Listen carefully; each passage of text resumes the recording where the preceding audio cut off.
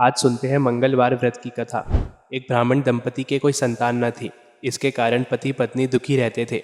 वह ब्राह्मण हनुमान जी की पूजा के हेतु वन में चला गया। वह पूजा के साथ महावीर जी से एक पुत्र की कामना किया करता था। घर पर उसकी पत्नी मंगलवार का व्रत पुत्र की प्राप्ति के लिए किया करती थी।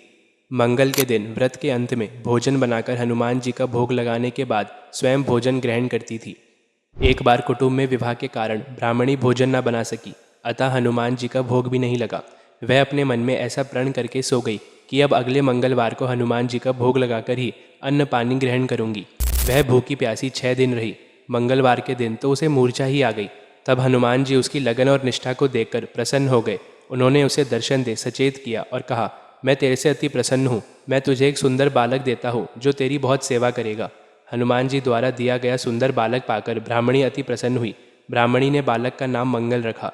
कुछ समय पश्चात ब्राह्मण वन से लौटकर आया। प्रसन्नचित सुंदर बालक को घर में क्रीड़ा करते देखकर वह ब्राह्मण पत्नी से बोला, यह बालक कौन है? पत्नी ने कहा, मंगलवार के व्रत से प्रसन्न हो हनुमान जी ने दर्शन देकर मुझे यह बालक दिया है। पत्नी की बात छल से भरी जान उसने सोचा, यह कुलटा व्यभिचारिणी अपनी कुशलता छुपाने के लिए बात बना रही है। एक दिन उसका पति कुएं पर पानी भरने चला तो पत्नी ने कहा कि मंगल को भी साथ ले जाओ। वह मंगल को साथ ले गया। क्रोध में बालक को कुएं में डालकर वापस पानी भरकर घर आया तो पत्नी ने पूछा कि मंगल कहाँ है। तभी मंगल मुस्कुराता हुआ घर आ गया। उसको देखकर ब्राह्मण आश्चर्यचकित रह गया। रात्रि में उस ब्राह्मण से हनुमान जी ने स्वप्न में कहा, यह बालक मैंने दिया है। पति यह जानकर हर्षित हुआ।